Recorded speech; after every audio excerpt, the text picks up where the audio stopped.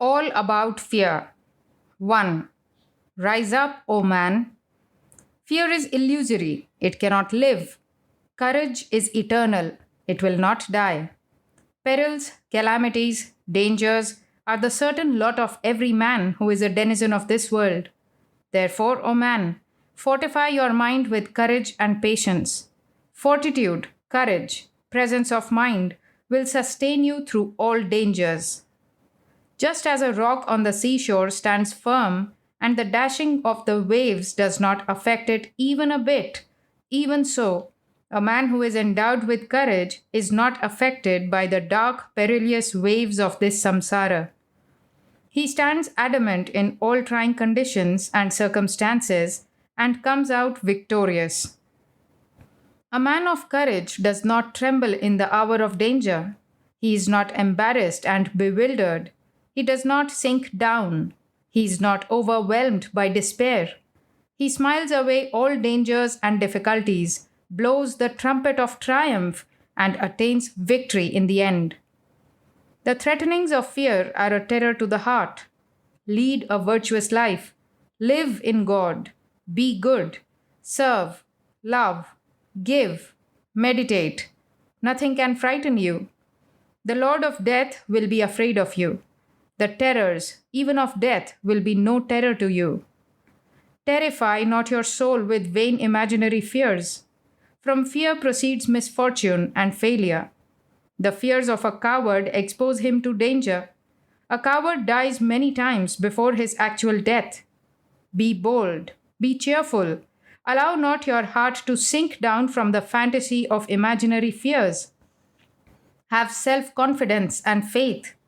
Thy birthright is courage. You are Nectar's son. You are a child of light. You are an offspring of immortal Brahman. Claim thy birthright now. Rise up, O man. Roar. Om, Om, Om. You are the lion of Vedanta. 2. What is fear? The Sanskrit equivalent for fear is bhaya.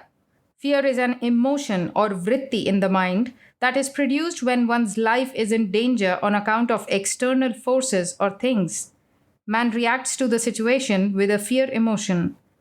It is characterized by pallor of the face, palpitation of heart, slowing of pulse or stoppage, tremor of limbs, perspiration, expressionless condition of the eyes, passing of urine and feces unaware. In extreme cases, choking of voice, inability to speak, etc.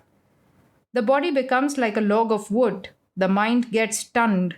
The functions of the senses are inhibited. In extreme cases, one may die of shock. In ordinary cases, when the cause of fear is removed, he slowly recovers from the morbid symptoms and comes back to his original state.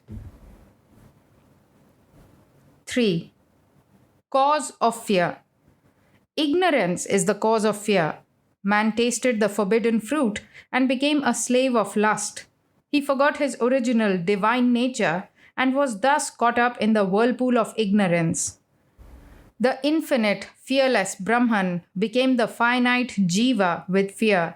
Identification of the body or dehadhyasa is the cause of fear. Dehadhyasa is another form of ignorance.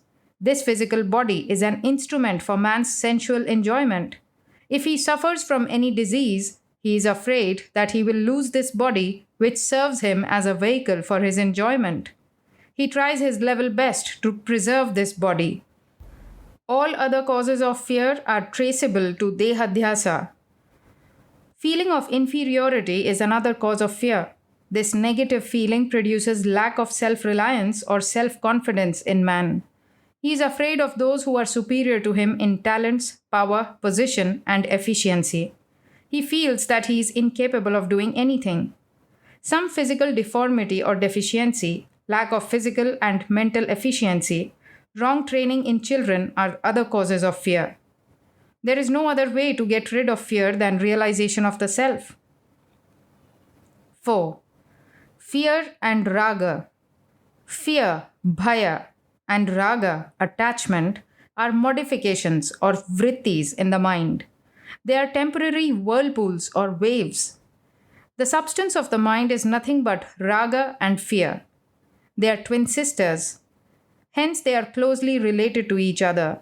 If you destroy fear and raga, there is neither life nor existence for the mind.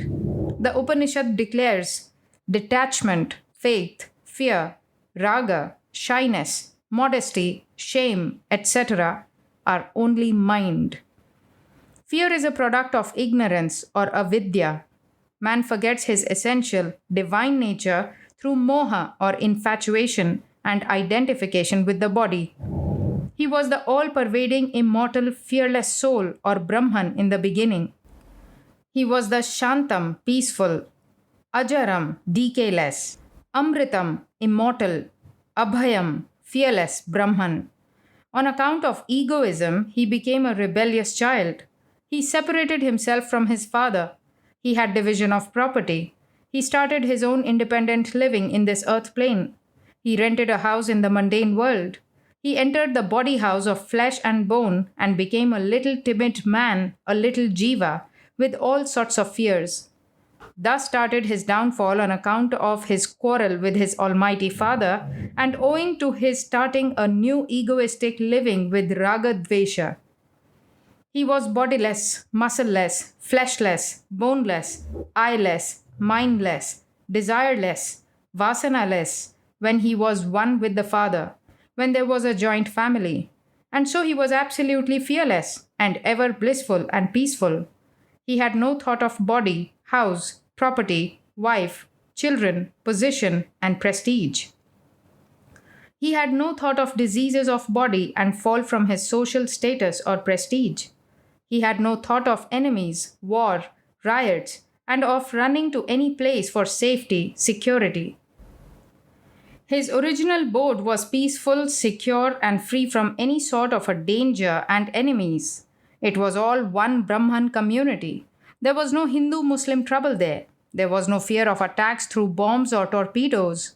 It was an impregnable, invulnerable fortress. It was disease proof, bomb proof, earthquake proof. In his new, independent, egoistic life, he became selfish, crooked, narrow, and mean minded. He entertained low thoughts.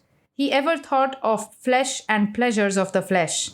He practiced the philosophy of flesh and preached the philosophy of flesh, which is synonymous with pig philosophy.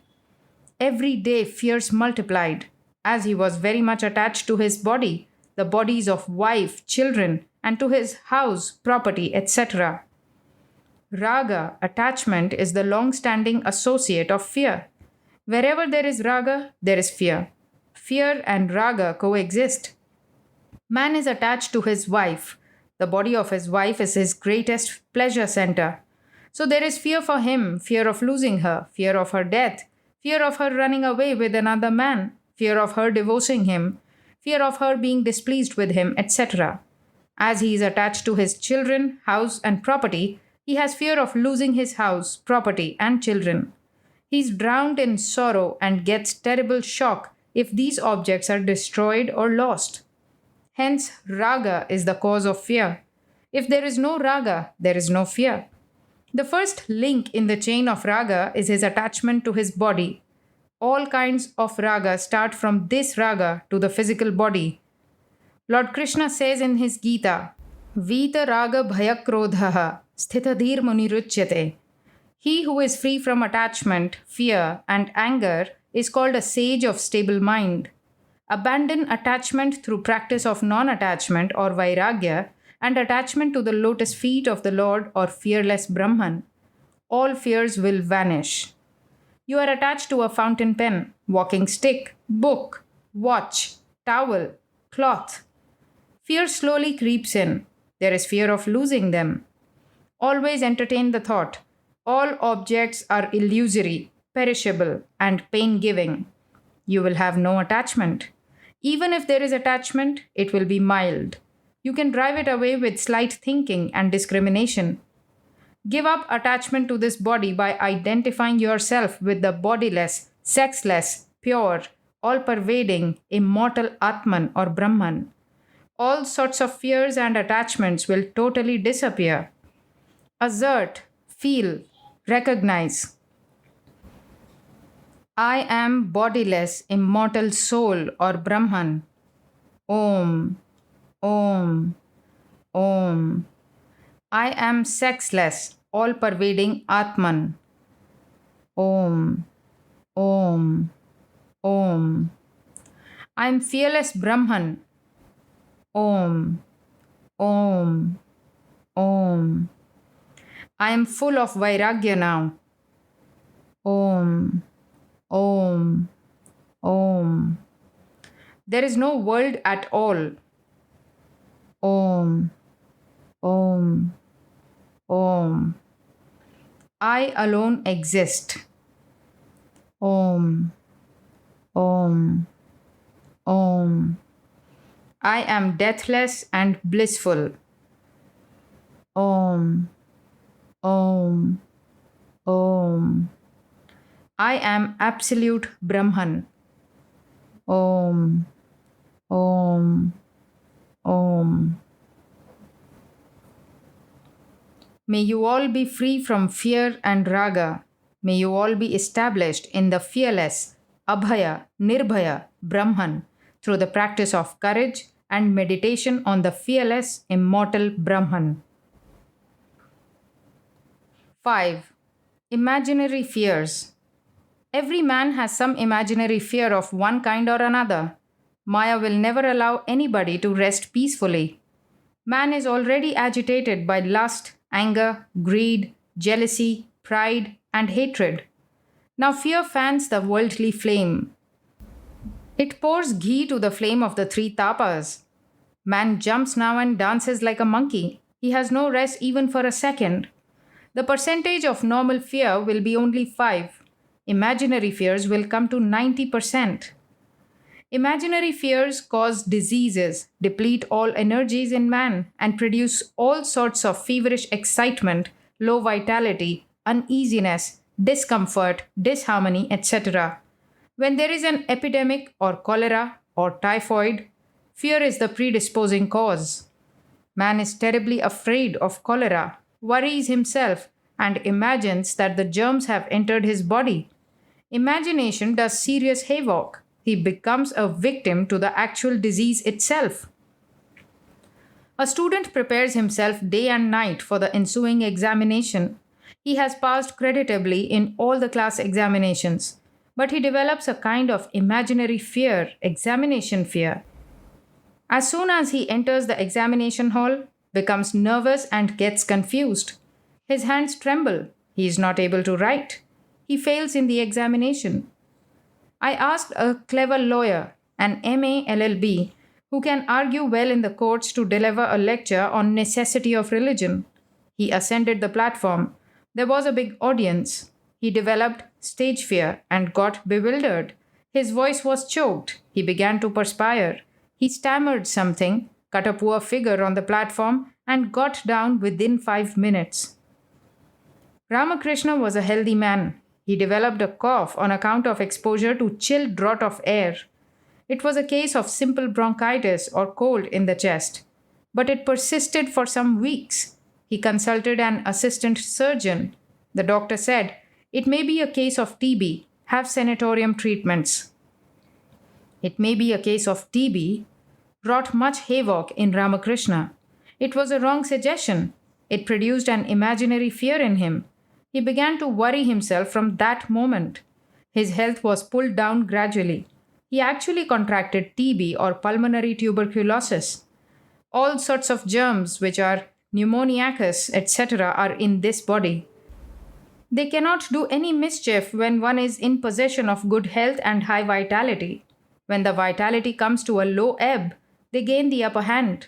Man easily succumbs to their ravages or attacks. Sri R.S. Banerjee was sleeping in a room in his friend's house at Dehradun. He and his friends were talking on that night about the mischievous actions done by evil spirits. These thoughts went deep into his subconscious mind. He dreamt that the room in which he was sleeping was a haunted room and some evil spirit had done some mischief on him. From that day, he began to lose his health gradually. This was due to some kind of imaginary fear. Sri Joshi was a friend of Sri Gupta. Gupta came to the house of Joshi one evening, did not talk to him, and suddenly left his house as he had to meet his friend that day at the railway station. Joshi thought that Gupta was very much annoyed towards him. Joshi saw Gupta talking seriously with Raj Krishna, who was inimical towards him. Joshi now concluded that Gupta had become his enemy. He developed a sort of imaginary fear for Gupta and thought that he would divulge all his secrets to Raj Krishna. Some develop imaginary fear that they will lose their job. Some imagine and think, what will become of my fate if my wife dies now? I have to look after 9 children. Some have imaginary fear. What can I do if my business fails? What will become of Hinduism if whole of India becomes Pakistan? If communism pervades whole of India? There is no end to such imaginary fears. Sit for a while. Reflect well. Introspect. All imaginary fears will take to their heels. They will dwindle into an airy nothing. Mind deceives you through imaginary fears. Learn to discriminate, cogitate, reflect, and meditate. Cultivate courage. Be a silent witness of the mind's menagerie. The mind will lurk like a thief. You will feel now that you were duped all these years by this mischievous mind, and that fear is a non-entity, a big zero. 6. Phobias. Peculiar, private, irrational, and unnatural fears are called phobias. They have no objective reality. There is nothing to frighten people. There is no threatening situation in their environment which should cause fear in them, and yet they cannot free themselves from fears and negative feelings. The original word in Greek is phobos, meaning fear. Some are terribly afraid of scorpions. This is scorpion phobia. Some are afraid of snakes. This is snake phobia. Some are afraid of rats. Rat phobia. Some are afraid of thunder. Some are afraid of walking in the dark. Some are afraid of seeing great multitude of people. Plurophobia. Some brahmacharis are afraid of seeing a bevy of ladies. Some are afraid to remain alone. Some are afraid to sleep in a room without a lamp. Some are afraid of closed spaces such as tunnels, etc. Claustrophobia. Some are afraid of open spaces. Agoraphobia. Though the doctor has definitely said that there is nothing organically wrong with some patients, they still think that they have some heart trouble or kidney disease or liver complaint. These are all phobias of the body. Some are afraid of anything and everything. Pantophobia. The Americans are afraid of the Russians. Russophobia. The Russians are afraid of the Americans. Americophobia. The frontier people of India are afraid of the tribal people. Tribal phobia. Phobias are endless. The causes of phobias are nervousness, stupidity in a mild or intense form, and lack of vichara or inquiry or right thinking and right understanding. Phobia is an unnatural form of fear. A normal fear arises when one's life is in danger, when some external object such as cobra or a tiger or situation like a riot threatens the existence of the individual. The fear which arises on such occasions is perfectly natural. Man tries to save his own life by either fight or defense. Develop your willpower, cultivate courage and fortitude. Develop mental power of endurance, firmness in meeting danger, and power of resistance. Meditate on courage. Live in the company of sages and yogis. Meditate on the fearless Atman. All phobias will disappear. A person who is unable to move in the company of many people, who hates multitude, who is afraid of seeing many people, should try to move with people slowly, should have adaptability and strength to withstand agitation of mind. Cultivate calmness even amidst many men and women. Brahmacharins should try to avoid woman phobia. They must be fearless and tranquil even in the midst of ladies. One-sided development is imperfect development. Development should be integral, and that is equal mindedness in all conditions and at all places. One who is afraid of walking in darkness should try to get rid of this defect by taking a light in the beginning and walking in the night, and slowly trying to walk without light also. Fear will vanish in course of time. Fear is a negative force. It cannot stand before the positive virtue, courage. Abhinivesha, or love for earthly life, is the main cause of all fears. Abhinivesha is clinging to life and body. Attachment to objects causes fear. Attachment to name and fame causes fear. Attachment to money and woman causes fear. Any attachment is the womb of terrible fear. One who possesses fears.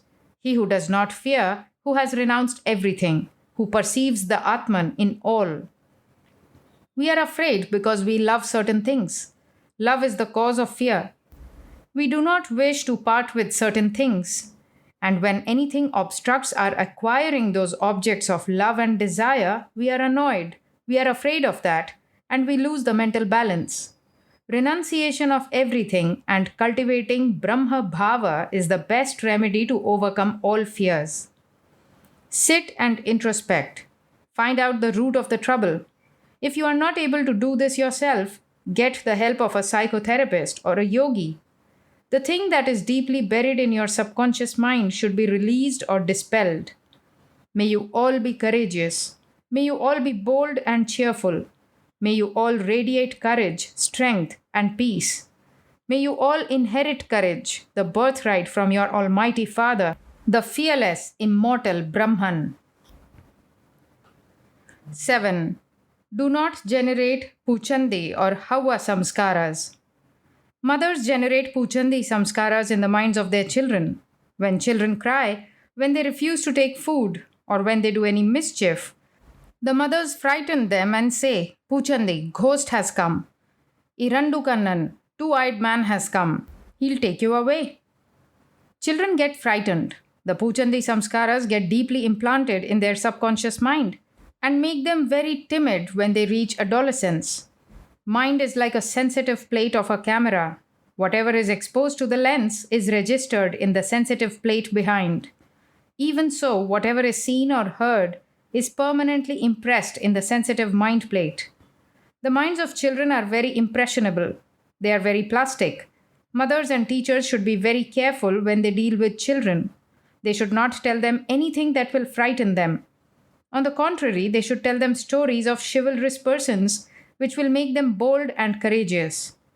Even during the period of pregnancy, mothers should read inspiring books like Ramayana, Bhagavata, Mahabharata if they wish to bring forth intelligent and brave children. Mothers, fathers, and teachers should have at least an elementary knowledge of psychology. Then alone can they mold the children properly. The sage Madalasa sang the following cradle song when she rocked the cradle of her children. Shuddhosi buddhosi niranjanosi, samsara maya parivarjitosi. O child, thou art pure consciousness. Thou art stainless. Thou art devoid of maya and samsara. She made all her children sages. The world is in dire need of women sages like Madalasa. The destiny of the world and children is in the hands of intelligent mothers. 8. Fear in various forms. Fear is a negative quality or modification in the mind. It is the result or product of ignorance. It manifests when one identifies himself with the body and forgets the immortal Atman, his own real Satchidananda Swarupa. It is the old companion of asakti, attachment, or moha, or delusion. Fear, worry, and anger deplete all energy of man and bring exhaustion and early death. No one is absolutely free from some sort of fear. It is only the jnani or a full-blown yogi and a bhakta who is absolutely free from fear. How can fear affect that sage who sees his own self everywhere? If one can conquer fear, half of his sadhana is over. Fear assumes various forms. The Gurkha soldier is not afraid of knife or bullet, but he is afraid of scorpions. A hunter is not afraid of tigers in the forest, but is afraid of the surgeon's knife. The man of the frontier is not afraid of knife, He can even allow the surgeon to open his intestines without chloroform, but he's terribly afraid of snakes. Some are afraid of ghosts. The vast majority of persons are afraid of public criticism. Some are afraid of diseases. The most healthy and strong man has got some imaginary fear of some obscure disease. The king is afraid of his enemy. The pundit is afraid of his opponent. A beautiful lady is afraid of old age. A lawyer is afraid of the judge and his clients. The wife is afraid of her husband. The student is afraid of the teacher. The police inspector is afraid of the superintendent. The frog is afraid of the snake. The cobra is afraid of the mongoose. There are various degrees in fear. They are simple fright, timidity, shyness, alarm, terror, and terrible fear. When there is terrible fear, the whole body perspires. Urine and fecal matter are ejected involuntarily. The mind becomes like a log of wood. Sometimes shock and immediate collapse take place, and the man dies of sudden heart failure. The face becomes pale, and the eyes express a peculiar, ghastly, listless look. Parents and teachers should infuse the spirit of courage in their sons and students from the very boyhood. They should ask them to read stories in the Mahabharata which deal with the chivalrous acts of Bhishma and other persons. Boys have got pliable and elastic minds. They can be manipulated well at this period of life. The samskaras can be indelibly impressed at this age. Brahmacharya gives tremendous strength and infuses courage. If you think of the opposite of fear, which is courage, the negative fear will slowly vanish. You will have to develop courage slowly. Have the word image, Om courage, before the mind. Repeat this mantra or formula very often. A word is the center of an idea. An idea is the center of a mental image. A mental image is the center of a mental habit. A mental habit is the center of a trait in man. Have a clear-cut image in the mind of the quality of courage, and this quality will develop. The subconscious mind will do everything for you. The will also will come to your aid. Desire to be courageous, and the will immediately follow desire. Give up attachment of this perishable body. Do not identify yourself with this body. This body is like the shell of a coconut. It is like a pillowcase. Constantly think of the indweller, the immortal Atman. Do Atma Chintana always. Identify yourself with the Atman. Fear will vanish. This is the most powerful method. Move about in the thick forests or dense jungles at nights and wander about in the streets of your place without light and without guide. The bhakta gets rid of fear and deha dhyasa through total self-surrender. 9. Triumph over fear. Fear is an instinct common in every man. Fear is universal. It can happen at any place. It can come at any time. Even elements of nature are subject to fear. Wind is said to blow through fear of him. The sun rises fearing him. Indra, fire, and death proceed to their respective duties only out of fear. Thus, fear is not uncommon in devas too. Equally, it prevails amongst beasts, animals, insects, and practically every creation of this world. Fear is generally the result of pain, injury, and discomfort. There is a hereditary aspect of this instinct which accounts for its universality and its persistence.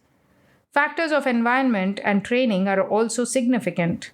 The idea of some external superior power over oneself is the chief cause of fear. Relatively, the mind adopts an entirely different attitude. Vision changes, glaring perception fails. The mind is not balanced. There is some abnormality of thoughts and actions. Hysteric and neurasthenic convulsions are all due to one form of fear or other. Impulsion and desire to escape or flee from the dangerous situation are the immediate results.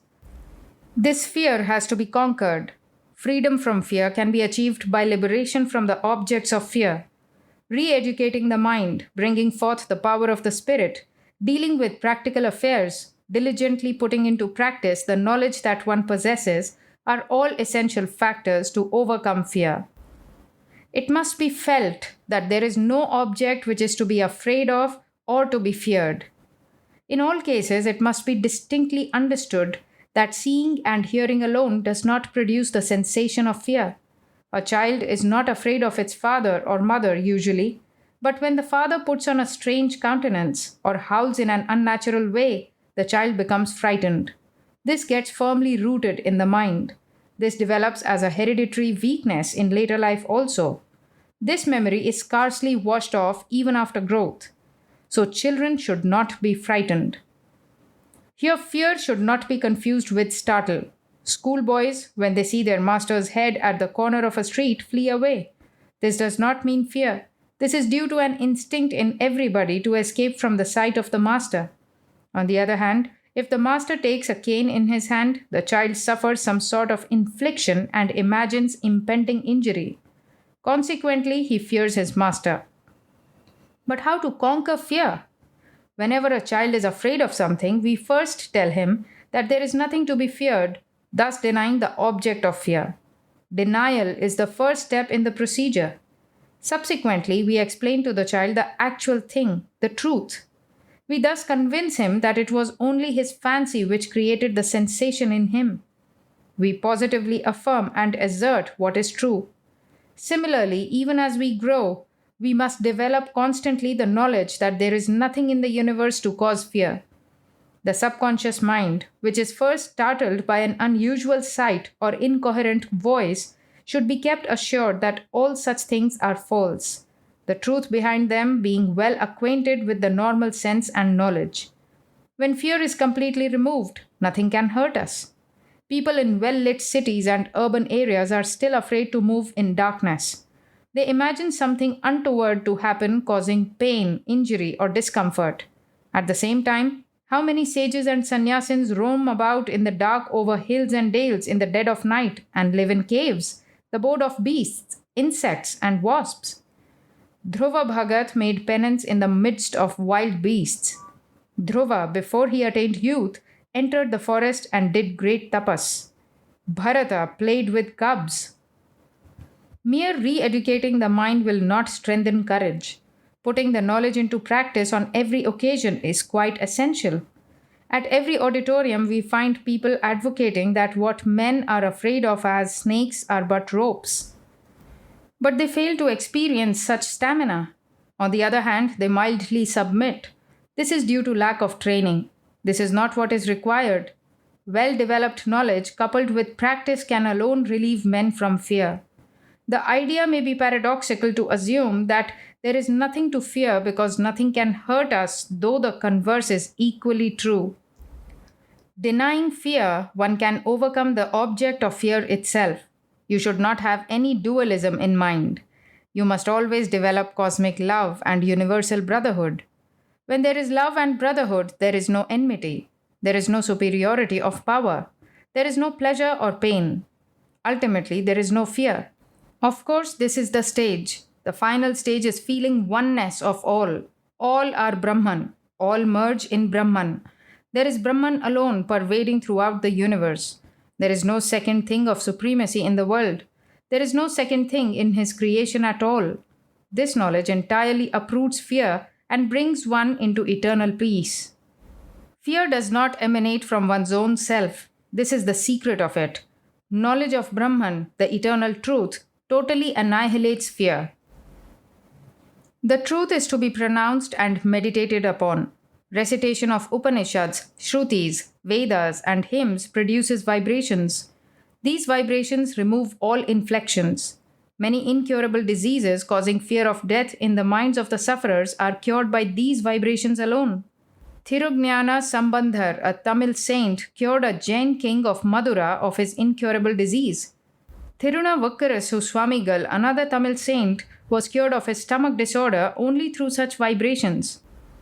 Sakubai was released time and often from various difficulties through her sincere devotion to Lord Krishna. They all felt one with him. Again, Thirunavukkarasu Swamigal was shut up in a lime kiln to be burnt to death. He felt oneness with God. His mind was not in the least affected. His physical body too was not affected by the object of fear of death. Drowning waves of fear may at times rush down upon us. We may lose mental balance for a while. We may be oversensitive and agitated. A chain of evil happenings appear before us one after another in quick succession. Memory of the past gallops with winged speed. Imagination soars, and we picture disaster after disaster awaiting us. Yet, under all these circumstances, we must lay our fullest faith in God, take refuge in Him, and fully believe that He alone can deliver us. Overcoming in this way will not suffice. This must be brought into practice. We must first face only those which we are afraid of. If a man is afraid of facing an audience, it must be the first and foremost duty he should do until he is free from stage fear and nervousness. If one trembles to approach his superior or any other person who he thinks is endowed with superior powers, that must be taken up as his first duty every day till he gains sufficient moral strength. If someone is horrified at a sight in the dark, instantaneously he must run over to the spot and realize that the object which caused him fear is nothing but one of his daily handlings. Worse than in waking, many undergo drastic, alarming abnormality in sleep. This is all due to loading the mind with stray thoughts while retiring. One should never go to bed in a state of worry or fear, nor with a heavy heart, nor when he broods over an impending evil. Before retiring, everyone must evacuate all such thoughts and meditate upon God till he is released from them. He must have perfect peace in mind and soul. If he is unable to meditate upon God, let him loudly recite some hymn or poem till he sinks in the bed. He is sure to have peaceful, deep sleep.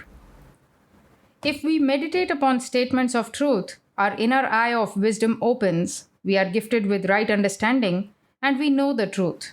This is worship of God. This is adoration to the Lord. It is this which liberates us from bondage. Working mentally and practicing physically and at all times, dwelling spiritually upon divine thoughts, and remaining in a higher stratum of mind, we not only overcome fear but merge in Brahman. Whence all speech turned back with the mind without reaching. He who knows the bliss of Brahman fears not at any time, is not afraid of anything. Brahmananda Valli 4.9